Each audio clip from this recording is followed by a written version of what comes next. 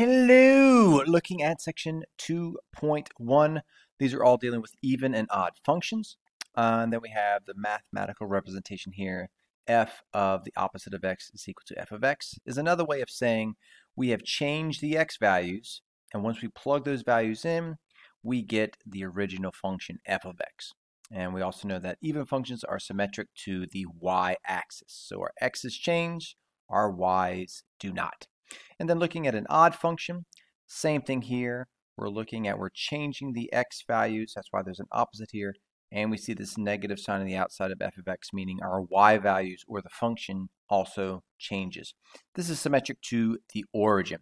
So in this first problem, we're looking at symmetric to x, y axis and the origin. So and looking at an x-axis, that means what is the same on top is the same on bottom. And that means the x value doesn't change, but the y value does. It would go from positive to negative. As you can see, this function here is not symmetric to the x-axis. But b lets us know that's what it would be. This pi over 4 is representing this first x value here. And we can see we have opposite y values. So this is not that. Then looking at the y-axis or an even function, we are changing the x values and our y values will remain the same. So that's what's happening here in red, and that is what's happening on C. A's or our x values are opposites, and B or our y values remain the same. And then for the origin or an odd function, that means our x values have changed and our y values have also changed in opposites. And we see that here as well as in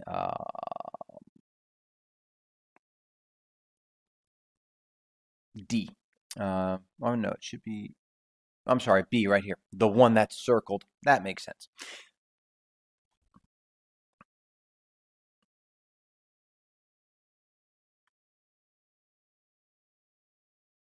And so all of these things are going to be looking at those two things. As you can see, it restated here for A, f of negative x is equal to f of x. You need to get used to seeing that and knowing that this is referring to an even function or it's symmetric to the y-axis. And then in B, in both instances, x's are changing. And just in one of them, it is changing, and that's an odd function, the one in B.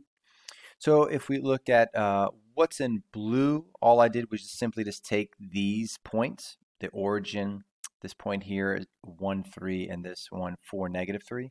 And so if we change these x values, so as you can see in green and in red, we have changed or made the opposites of these. And so in order for this, we see that 3 does not change and negative 3 doesn't change. This lets us know that it is even. And then we change these values, and we also change here to make it odd. And then I've circled those in the corresponding color. Here we're looking at ordered pairs. So I have changed the x values from negative 3 to 3. The y values 9 have remained the same. Therefore, it is even. And the one below it, we have changed the x values. We have opposites. We have also had the y values change in our opposites. Therefore, it is odd. Here we have changed the x values, but as you can see, the y values are not opposites or the same. They're completely different.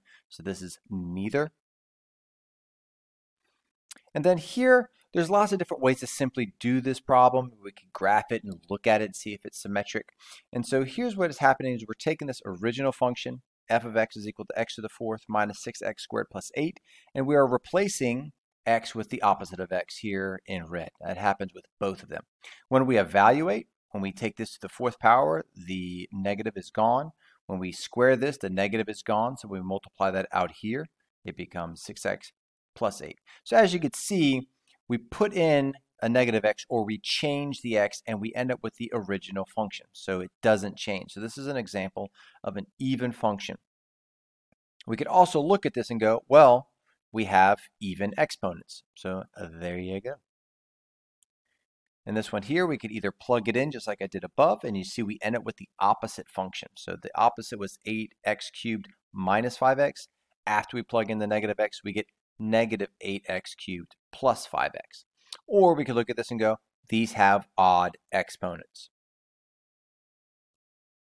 Here, just looking at what we have even, even, x to the 0 power is considered even. Those things don't change. Once again, even exponent, therefore it is even or symmetric to the y-axis. Here we need to watch out. We have an odd, but here we have a constant or a number, and that does not change. For an odd function, we need everything to change, and this +2 will remain +2. Therefore, it is neither or neither symmetric to the y-axis or the origin. Watch out once again. Here we have this instance where we have an odd and an even. Therefore, it is neither symmetric to the y-axis or the origin. Here, this is x to the 0 power. I'm sorry, x to the first power. And so first power 1 is odd, therefore we have odd. Plus it's a linear function, so it's easy to see that it goes to the origin and is symmetric to it. Here we're looking for continuity, and an easy way to kind of look up that is, are there any breaks? If I am tracing over this function, do I have to pick up my pencil or pen or whatever writing utensil you are using? As you can see, I smoothly go over this, so it is continuous for all x's. So negative infinity to infinity. Here, we're looking at where does this thing start? All right, so this thing starts at 4. When I plug in 4, I get 3 for my y-axis. So I have to use a bracket to include the value of 4 for my x values. So everything we're talking about here is in the domain or x values. And we're doing continuous one more time. As you can see in this function, we do have a break here at -3. So it is continuous for all x values, negative infinity to -3. We use a parenthesis here because we cannot include -3, because when we plug in -3, we do not get a y value. As you can see, we have a comma that separates the two intervals, as it says right here. Use a comma to separate answers as needed. So we really have to pay attention to these things because sometimes we use commas, sometimes we use the U for union.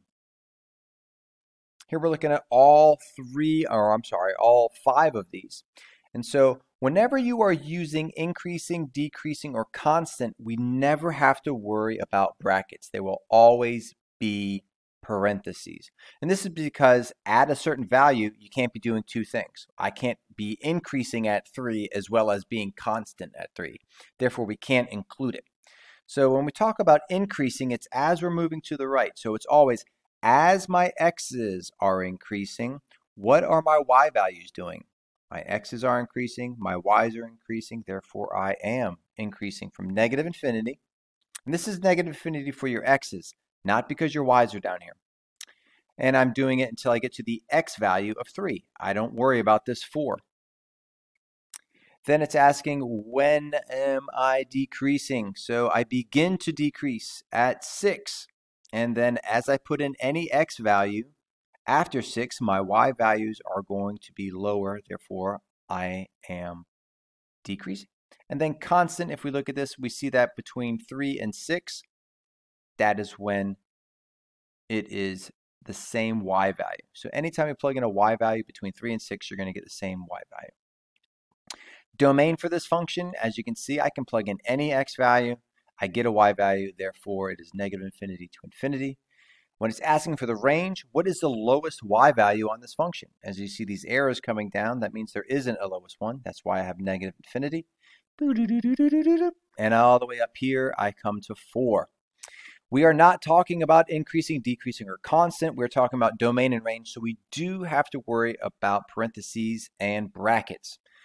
And I have to say, does there exist an x at which I plug it in and I get 4? The answer is yes, a lot of them. And therefore, I have to use a bracket because it includes that value. We're going to go through the same things, just a different function. When is this function increasing as my x's are increasing? I know it's hard to look at because I'm going down, but as I'm doing that, my x values are getting larger. We're starting out here in negative and I'm getting closer to positive. So as my x's are increasing, my y's are decreasing. X is increasing, my y's are staying the same. X's are increasing, my y's are decreasing. So I do not increase on this particular function. Now we're looking at where are we decreasing. Now this is where it gets difficult. We have an arrow pointing up. So a lot of students go, oh, well, it's positive infinity. But we have to look at this in terms of how we read graphs, the same way you read a book. You wouldn't start somewhere in the middle and begin at the middle of a page and start reading backwards, right? So we have to say, I am beginning here in negative infinity for my x values.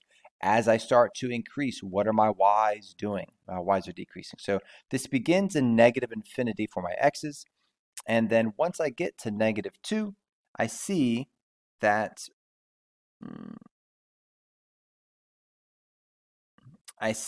I stop. And then here, once again, it says use a comma to separate. I put a comma. And I begin to decrease again at the value of 3.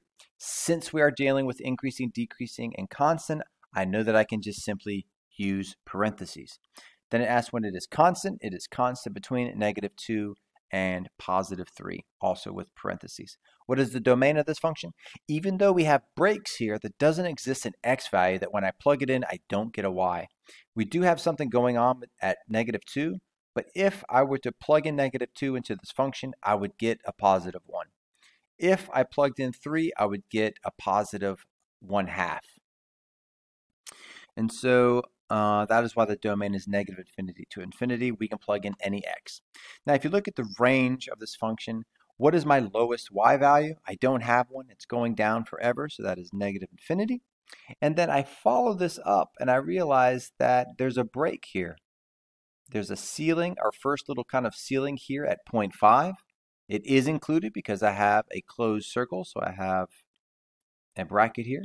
And then I use union. As you see, this is different than when we're talking about increasing and decreasing. We use different symbols. So we're creating a union here between solutions. So I begin again, we hop up to 1, and I am up to infinity. So I'm starting from the bottom, working my way up. I don't need to worry about 2 because 2 is included between 1 and infinity. So I don't need to create another symbol for that. Looking in here, I just wanted to change this. So now we're looking back. So I wanted to make sure that I included problems that we had done before and that were the most missed. So I just have more examples of these. Here's also the alcohol solution problem, as well as doing various operations and composite functions here with their domains.